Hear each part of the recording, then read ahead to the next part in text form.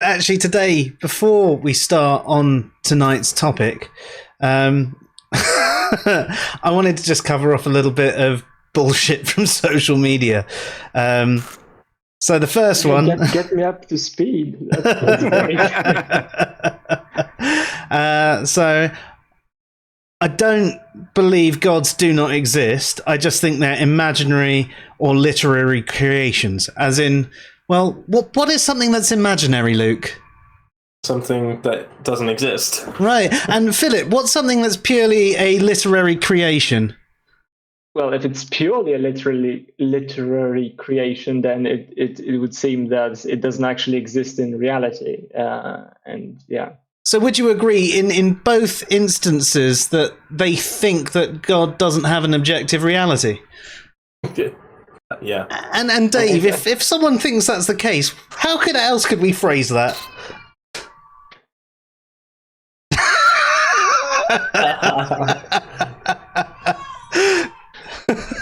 Yeah, it's not great. Yeah.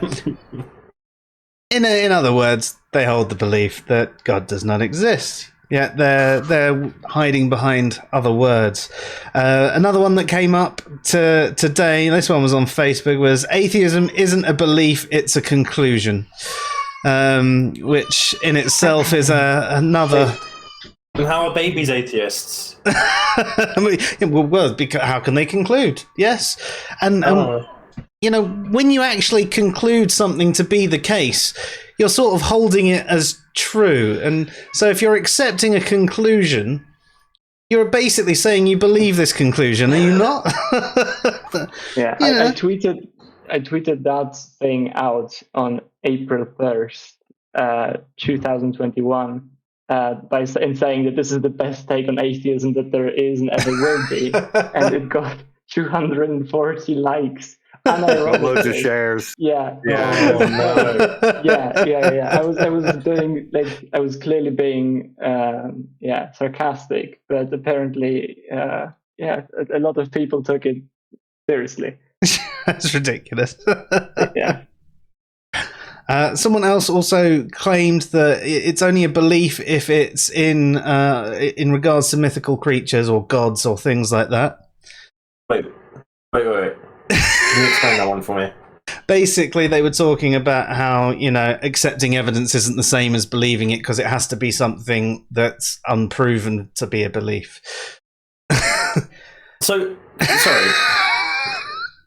It's not my crazy man. But when the court of law is used quite a lot in atheist rhetoric, right? You know, they talk about the burden of proof and stuff, and they use a courtroom. And I'm pretty sure that they kind of use the word belief when they're referring to the jury. Like, do you believe that this person committed this offence? When they're referring to it, and then they obviously have to accept the evidence in order to believe that somebody committed an offence. You'd think. It's just so inconsistent. Yes. Yes, it is. It was another one as well that popped up today that I thought was absolutely terrible, which was saying someone, Atheist Crusade or Anti-Theist Crusade or something like that, was saying that he thinks theists should be kept in zoos. Like, really? And how often do atheists like to say that they've got better morals than theists? Now, does that really demonstrate better morality? You know? Oh, well, I suppose if it's all subjective, then Oh, man. So, hey, Rev, nice to have you here as well. Have you got the intelligence one as well? That one was funny.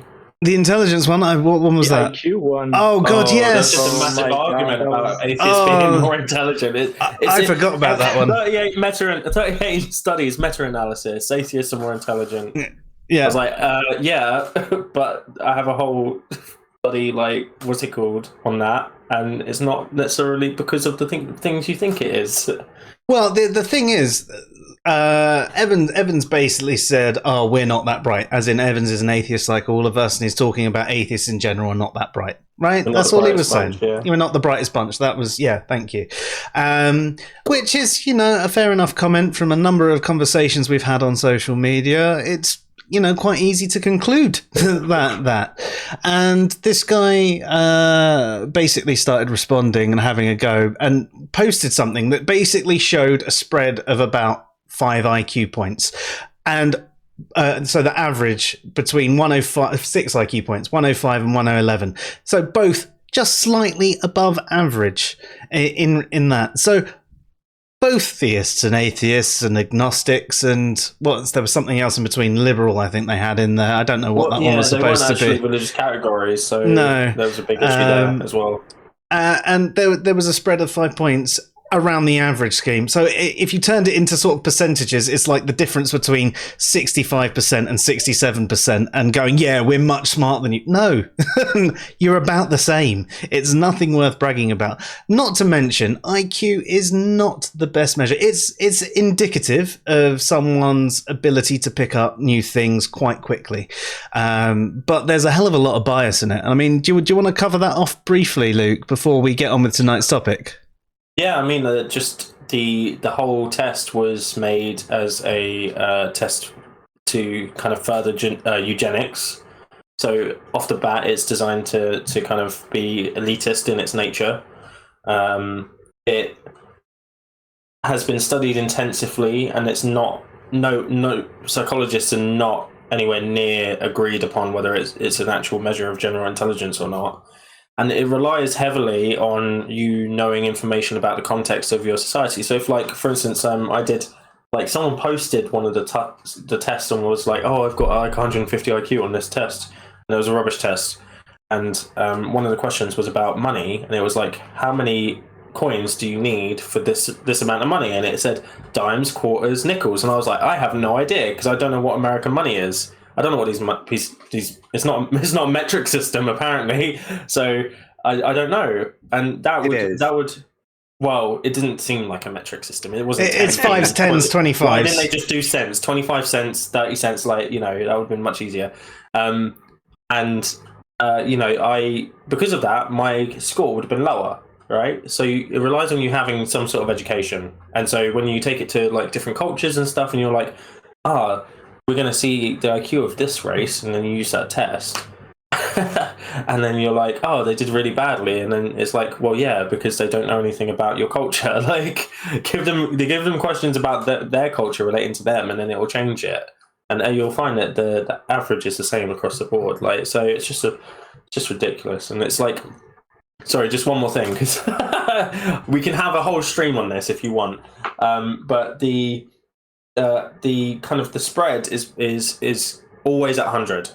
So, and our average intelligence has been going up over time.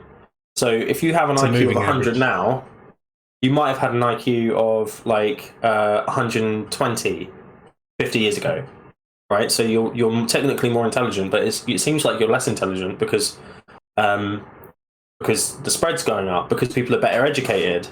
Yep. So people make out like it's this really innate thing that you have. Those IQ, it's static, it doesn't move and stuff. Yet we're seeing that better education leads to better IQ scores, and they're having to adjust it accordingly because they need that 100, that nice bell curve they call it, 100 mark. So it's just, it's really bad. It's over-egged massively. People brag about it if they have an IQ of like 120. It's like, that doesn't mean anything. It doesn't talk anything about other skills in their life, like their emotional intelligence and their ability to build things or anything like that. Rant over. I know you've been wanting to get that one off your chest for a little while. Every time that comes up.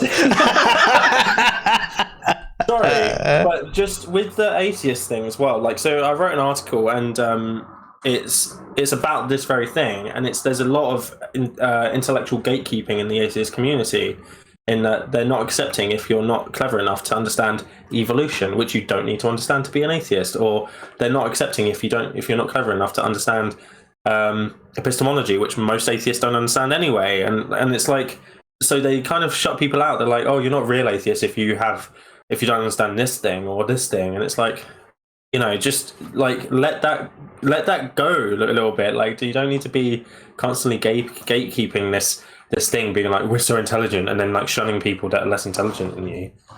Sorry, there we go, done. Just wait for it. No, I thought it was no. gatekeeping on epistemology. We do, but it's also them. Yeah. Were there any others that need to be brought up before we continue? You know, have we managed to wash our like sins? Santa Claus. Here we go. Santa Claus and unicorns. But the unicorn thing happened a while ago, right? Or is that something else? No, literally just before I came on stream, someone else on unicorns. Yeah. But go for it with Santa Claus. You just like seeing me rant, don't you? I do. So, right, just to be very clear, right, comparing Santa Claus to God is not, it doesn't work. Because, you know, like, I think atheists forget that the majority of the world's population believes in some form of God, right? It's like 16% of the world's population, or even less than that. 16% of the world's population are unaffiliated with the religion. I think it's about 8% they guess are actually atheist, right? So the majority of the people in the world believe in some sort of God. No one, other than children, actually believes in Santa Claus, and they're making out like it's a really equal thing. Like, oh yeah, actually these two things equate to each other. It's like, no, Santa Claus is definitely a made-up thing that parents teach their kids to get them excited about Christmas. Based on a real person, though. Based on a real person. Like, very rarely are gods actually based on real people. They might have aspects woven in. I think a lot of Greek mythology were a lot of heroes, and they were regarded as demigods, for example. Yeah. So with that sort of thing, they're sort of woven into the myth. And I mean, even Jesus, there probably was a historical Jesus that was then mythicized. But the actual gods, especially when you're talking about the omni sort of god, or even the gods of Hinduism and things like that, they're all metaphysical beings. And Santa isn't supposed to be a metaphysical being, and Santa isn't supposed to have created the universe and so on and so forth. No, exactly. That's the other thing as well. It's like, they're like, oh yeah, Santa isn't necessarily a being. It's like, why? Well, because Christmas has to happen in every freaking universe. Damn straight it does.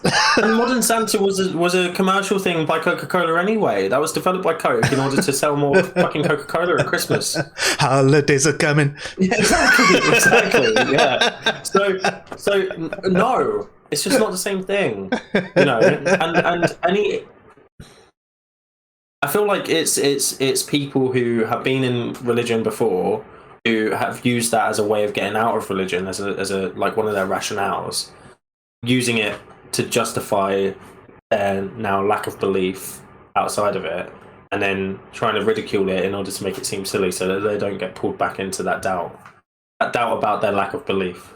Yeah, I mean, if they maybe admit that actually they're different, I mean, it's fair enough to view, say, gods and any sort of mythical creature or Santa all as myths, right? In your head, they're a myth, but they're very different kinds of myths, and they need to be treated differently. And it's like the unicorn example. He said, well, tell me the difference, because to me, they're just magical beings. And I was just like, okay, well, I mean, magic is the wrong sort of term to be used for a god to start with.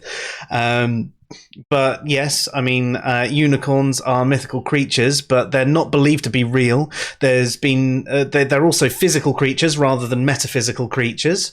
There's no evidence of a unicorn ever actually existing through any of the fossil layer or anything like that.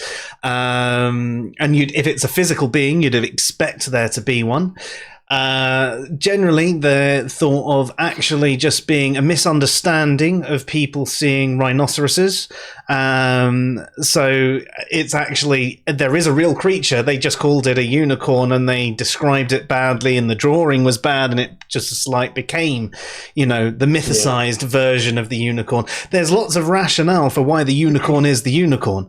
And after explaining this and saying, and there's more that you can think of if you can go down these lines and see how the different, well, no, they're just magical to me. Okay. There's no point in me continuing this conversation. They do this weird thing where they kind of just say, if you say a unicorn, because a unicorn has mythical properties, right? It's got like something about it being, it's horny, tamed by a virgin or something like that. There's some mythical properties that unicorns have. there's mythical properties that Santa has. He goes around the earth in a single night and delivers presents, right? Yep. And knows if everybody's been good or bad.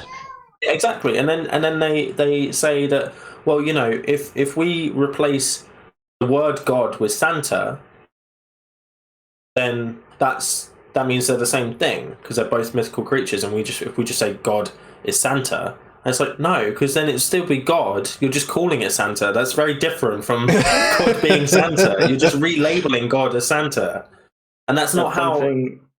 Yeah. You've seen this, Philip. Yeah, no, that's something that happens all the time, actually. You know, when people do not, like, they will say something, oh, that could be, like, when you talk about cosmological arguments, for example, it often comes up, right? They come up with, like, oh, it could have been whatever, Santa Claus or a pixie or whatever, right? But then, you know, if you actually look at what the theist is trying to argue, it doesn't matter how you label it, really, right? And you would have to sort of justify all the extra traits for the pixie, right? Like the mention and wings or whatever, which is very hard to do. It's already hard to do with like just something more general like a god. But if you would want to get into more detail, then you would have a really hard time. And merely calling it something else, oh, it could have been whatever, right? It's not helping you, because you're basically granting the theist's point, right? They'll be happy accepting, you know, you labeling it as something different. As long as the conceptual thing you're granting is there, they're going to be happy with that result. Yeah. So you know, it's like, yeah, it's a bit useless to play this game in my eyes, usually. I had this discussion with somebody the other day, and it was quite a painful discussion, but he was arguing that Santa and God are the same. And he used the possible worlds argument to prove that Santa was metaphysically necessary for justice. Wait, what? Okay. Like, no, that needs explaining. If Santa exists in some possible world, then he exists in all possible worlds, and therefore he's necessary for justice. It's just that he appears to different people in different ways. But that doesn't. And he thought that was a knockdown argument. Yeah. Wait, is he saying that he believes in Santa? No, but he did tell me that he knows adults that believe in Santa. Because my argument was that one of the main differences between Santa and God is that adults believe in God and teach it as though it is a truth, and they teach it believing that God exists, whereas with Santa, the same thing doesn't happen. And he disputed me by saying that he knows adults that believe in Santa. No, he doesn't. No, I don't think so. Yeah, he was merely. Yeah. He does not. He was just saying whatever bullshit to win an argument. I've met hundreds of people who are mentally ill, who have psychosis. Not one of them had any psychotic experience about Santa. Well, did any of them think they were Santa? No. Aww. Jesus. I had Jesuses. I had royal family. I had people running away from MI5. I had people running away from CIA. I had people who thought they were like billionaires when they had no money. All of that stuff. Not one to do with Santa. And I'm sorry, but if there's no crazy people that believe it, then there's no people that aren't mentally ill that believe it either. Oh no, I don't believe him. He was just trying to win an argument. Yeah, he was just. I suppose he was just saying that he knows people. In saying that, he meant that, you know, adults who believe in God are like people who like adults who believe in Santa, something like that. I would imagine that was the line he was attempting. I mean, right. I don't need to explain why that doesn't work again, but like even with the necessary being argument. But yeah, I've already finished my coffee. That's how stressed that's made me. Yeah, I must admit I've almost finished my cider, but you know, do we feel like we've washed away our sins and can move on a little bit? Has that made everyone feel a bit better, or are you just more stressed about the stupidity that we tend to find on the internet? I don't know. At least that's an honest answer. I think it would be better if that rant would then result in people going, oh yeah, I see, I understand why that's a bit of a stupid argument, my bad. But instead it'll just get people doubling down and going, no, it's the same thing. And that's what we're gonna do, right, is we're gonna get comments on this being like, no, this is why you're wrong. No, it's not. Right. Yes. I think I spent a lot longer on that bit than I intended to, but I'm glad because I quite enjoyed it. And but let's move on to tonight's actual topic.